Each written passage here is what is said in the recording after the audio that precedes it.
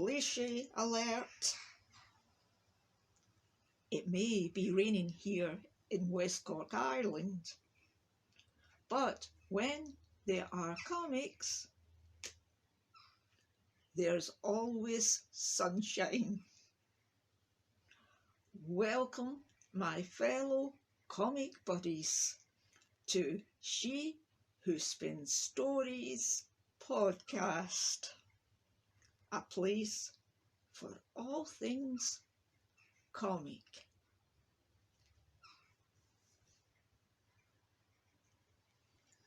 Next June, I hope to launch my very first comic at a Comic Con.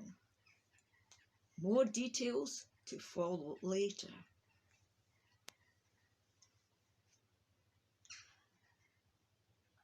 I've got this idea that it would be good to document my journey.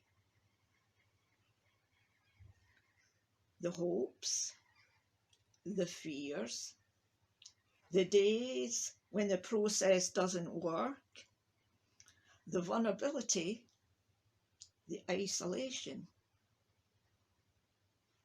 And making comics can be a lonely endeavour. So let me tell you a story. Way back when I was a young girl, comics were viewed as an inappropriate career choice for anyone, especially a young girl. They were something that you grew out of, less intelligent than classical prose, perhaps dysfunctional. But I loved them, and it gave me great pleasure being propelled to magical destination through each and every panel on a comic page. Things are much better today, but there still have been incidences. I wanted to join an art group, but the response, we do high art. Ah well, such is life.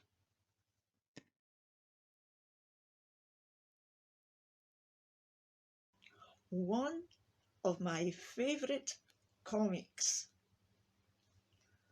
Occupy, Occupy, Occupy, created by Govanhill Baths Community Trust and Magic Torch Comics.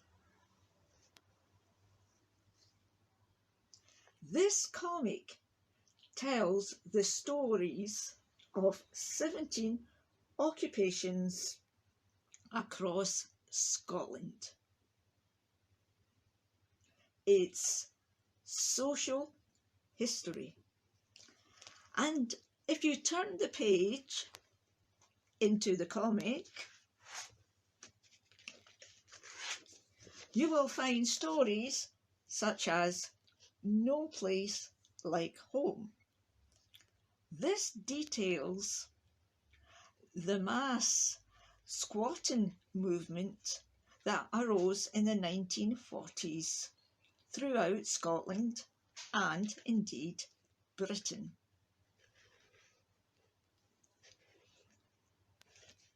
Now, my heart sank when I came across this story, the Upper Clyde shipbuilders work in. I vaguely remember it. I was just a child. And I do believe that this was a monumental moment. Perhaps it could be said this was when Glasgow changed. This was the time when many thousands of people worked in industries like the shipyards. And this story is about the fight to try and keep the shipyard open.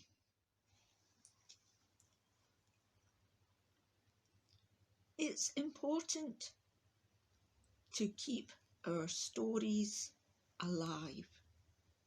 The past connects with the present. The present connects to the future. It is said that there are two deaths. The first, physical, final, an ending. But the second death is said to be when a person's name or event does not tumble from a person's tongue. They are forgotten. Indeed, a great sorrow. As I read the comic, it occurred to me that protest and occupation is not futile. It certainly wasn't with Pollok Free State. Oh, the tones and the shading in this comic, absolutely amazing. Pollok Free State? Well, 25 years ago, a grouping of people gathered in Pollok Park. Pollok Park was gifted by Sir John Stirling Maxwell to the people of Glasgow. But those in power decided to sell part of it off for a motorway. Now, the motorway did go through, and one may believe that it was a loss. Yes, it was a loss of green space. But from that occupation, a wonderful agency, and I'm not sure agency describes GalGael adequately.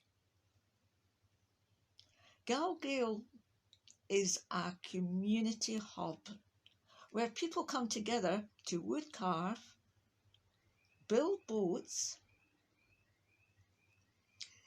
eat and enjoy community meals, make music, just get together to connect, to loosen the chains of isolation that often is found in our fast-paced modern life. I was there 3 weeks ago, and it was all hands on deck in the kitchen. I was found chopping fennel for the soup, and it was a lovely magical evening, and I told the story, which is always a piece of magic for me. Anyway, I'm not going to tell you too much about the story of Pollok Park, because I would suggest that you buy a copy of this wonderful comic for yourself. And if you cross the page, my story, my story, right beside the story of a hero of mine, Colin, the Birdman of Pollok. I'm chuffed.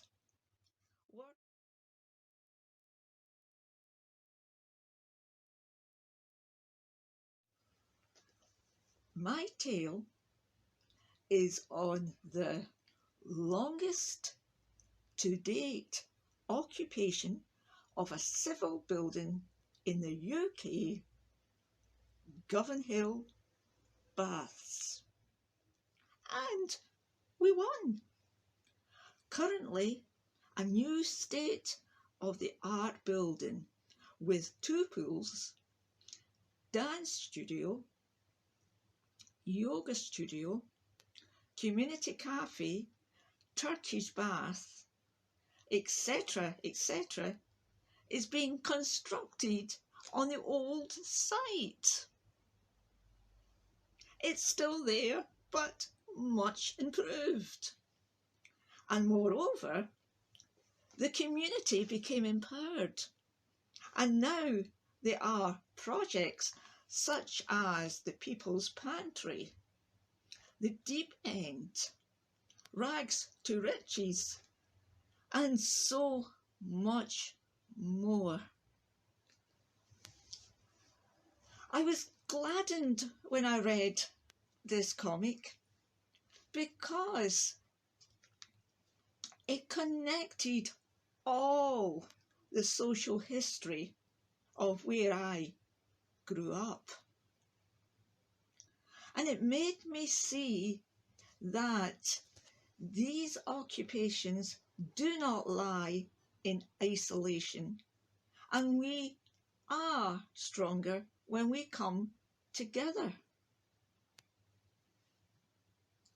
So it has to be said that no matter what, this will always be my favourite comic. And on a personal note, that one story gave me the confidence to actually pitch to exhibit at a Comic Con. And that can only be good for someone with age upon them. Because when the nights draw in, I do not sit feeling alone. I have meaning and purpose. I feel. Now, I shall put a link to the comic in the comics section. And I would greatly appreciate if you could give this podcast a like. And now I shall go for a cup of tea. And I will ponder on the next topic to explore. And there's always, always, always treasure to be found in comics.